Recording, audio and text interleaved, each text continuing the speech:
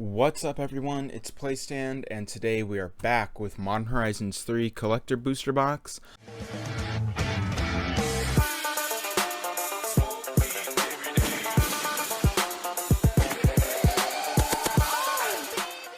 I wanted to revisit this set. It feels like it's been a while since it came out, but it's honestly only been like a few months.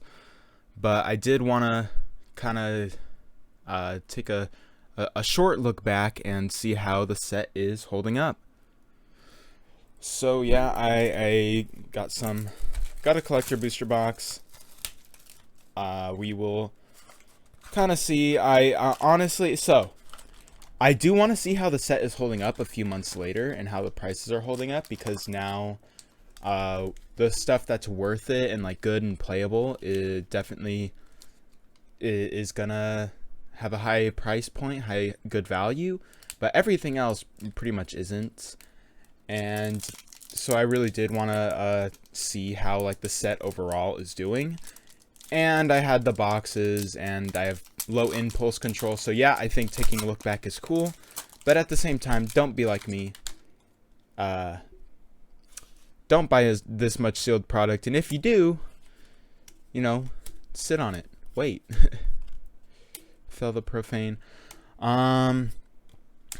So I have something of an idea of what's played in Modern. I mean, maybe a bit more than I did previously, I guess, because a couple of my friends have been into it. Ooh, Toxic Deluge retro foil is pretty good. Germ snake token. So I will try and set aside like the playable uncommons.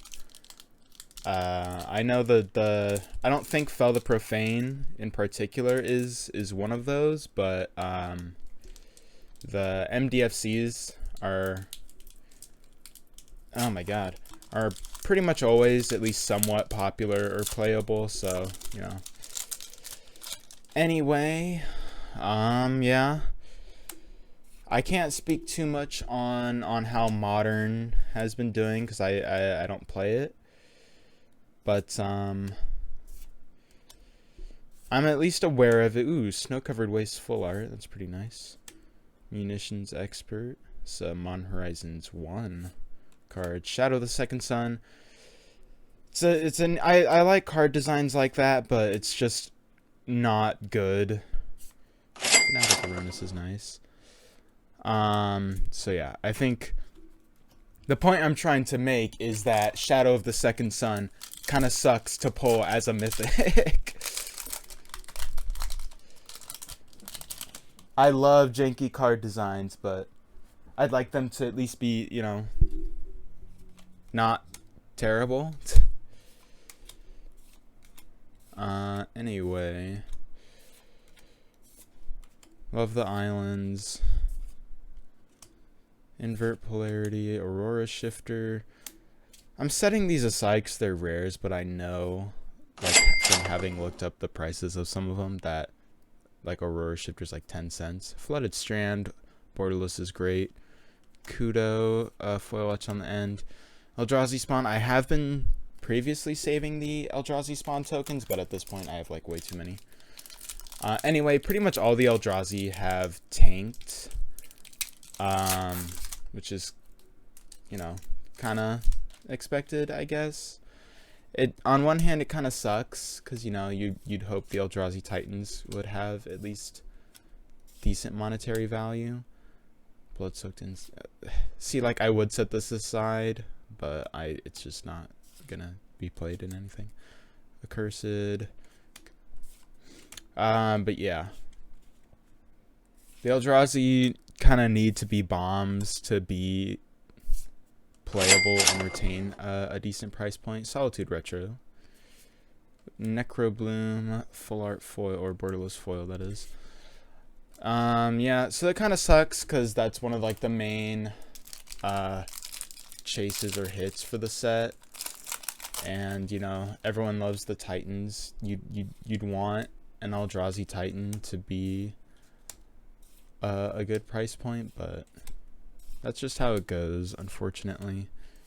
The Plains, Strike It Rich, Tilted Awake, Echoes of Eternity.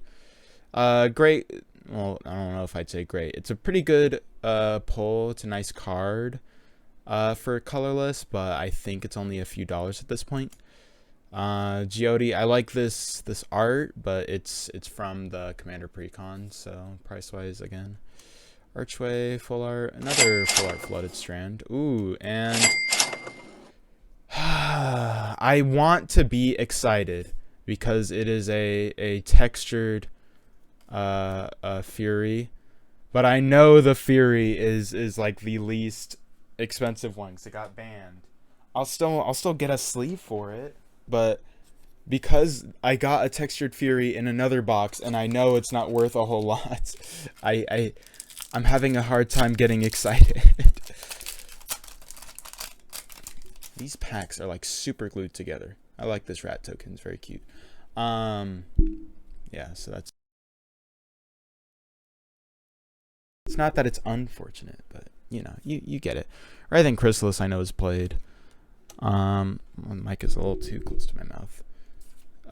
Dross Claw, Proud Pack, Victimize. Victimize is a good card though. Forest, Skoa Ember Mage. I've been setting aside these retros, but it's Skoa Ember Mage. It's not gonna get played. This one, you know, might get played. This is a rare, might get played. Well, it won't, but Lelia, Retro Flood. Dude, it's all Flooded Strands. And a Prismatic Ending. Save the rat token, I guess.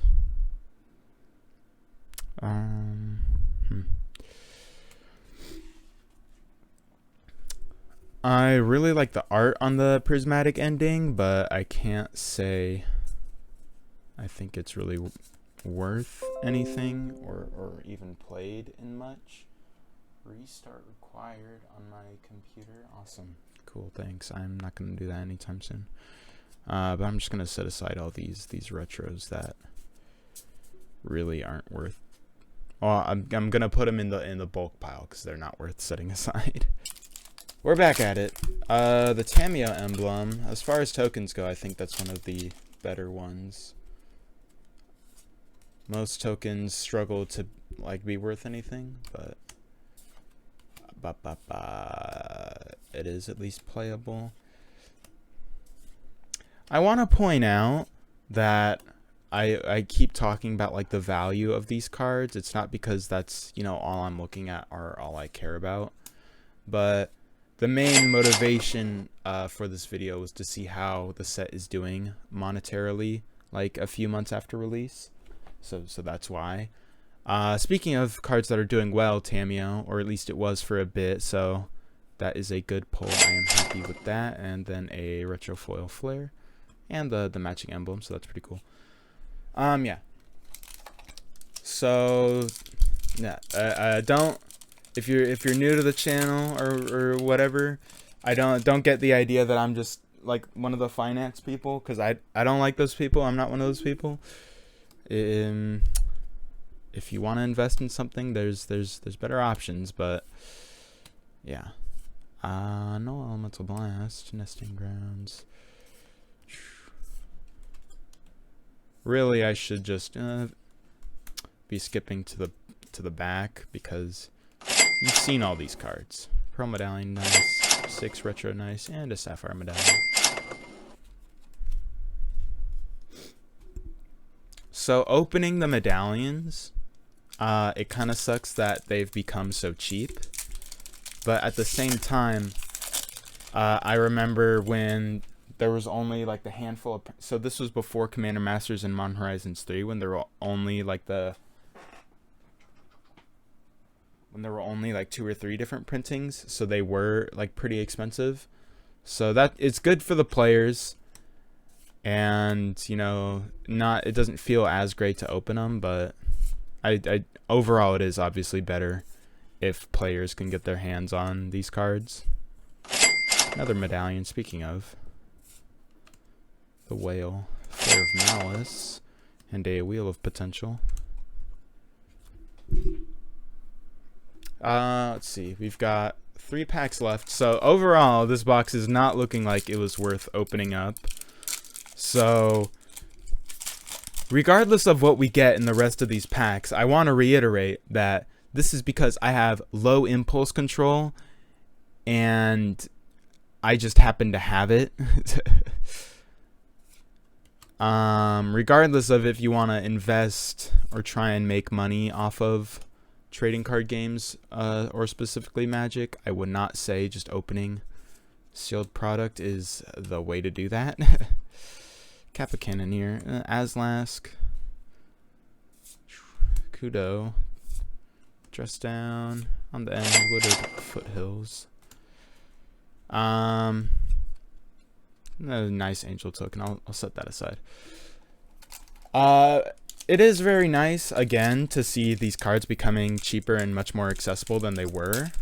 Because it feels weird, because I would tell people like to upgrade their decks in Commander specifically, but they're necessary in Modern to get fetch lands, and they're like, oh, how much are fetch lands? Oh, like 15, 20 minimum is what they were. And some of them still are, obviously, the ones that weren't reprinted recently, but so it's a mixed bag. It's always better, I think, for cards to be accessible to players, but it does make opening packs, you know, feel a little bad. But you shouldn't be. Blue Delta is nice. You shouldn't be only opening packs for value. I think you should get, you know, similar to what you paid for. You know, you should get what you pay for. Correct. You shouldn't. Ooh, Cat Warrior for a Johnny. You shouldn't open like a whole box that costs, let's say, $250, then get like less than $100 in card value. Because at that point, that's just, the set is either overpriced or underpowered, or probably both. So I think you should get, you know, like similar, definitely not like even or above what you paid, but you know, that's just it's weird. Pearl Ear on the Ulamog the Defiler. Nice. That's not bad. Ulamog's a good one to get. Unfortunately though, I don't think this box did very well. So yeah, I think overall the set isn't doing great, which is how it goes. By the way, this isn't like a Modern Horizons thing. It's just with sets like this that try to push very playable cards. Once it's been figured out what is and isn't playable, if you don't get the stuff that is playable, you are, you know, gonna be missing out there, at least as far as your polls go. Like if we got one Ocelot Pride, it probably would have carried the box. Probably, obviously not the whole box by itself, but you know, one Ocelot Pride would pay for 2 or 3 packs by itself. So you really needed to get something like the Ocelot Pride that is currently being played and is currently very strong in Modern, which is what I was hoping to get. Just hoping to see, but unfortunately that was not the case. Hopefully you enjoyed this video. Again, I would not recommend opening sealed product just to try and, like, you know, profit, obviously. But again, this is because first of all, I have low impulse control and I wanted to open it, but I just wanted to see how the set in general is doing a few months later. And yeah, it's about what you'd expect. Not everything in the set is going to be playable, not every single archetype, because that's just not realistic. That's not going to happen. So you really do need to get the playable popular cards in order to make money back. But I do still so all of that aside, I still think it is a great set. These are like really good playable cards, in maybe not in Modern, or at least not in Modern meta decks, but just in general, like, you know, less powerful Modern decks, or just in Commander. You know, these are great cards. These are cool card designs. I like the set. I still like the set. But yeah, I just wanted to kind of scratch that pack box opening itch, and then see how well financially that speaking Mon Horizons 3 is doing right now. And obviously I'm gonna have to add up all these card prices editing, so I don't know. But since we didn't see Ocelot Pride, and honestly we didn't see too much of note aside from just a few different fetches, I don't think it went great. But regardless, hopefully you enjoyed, and I will see you next time.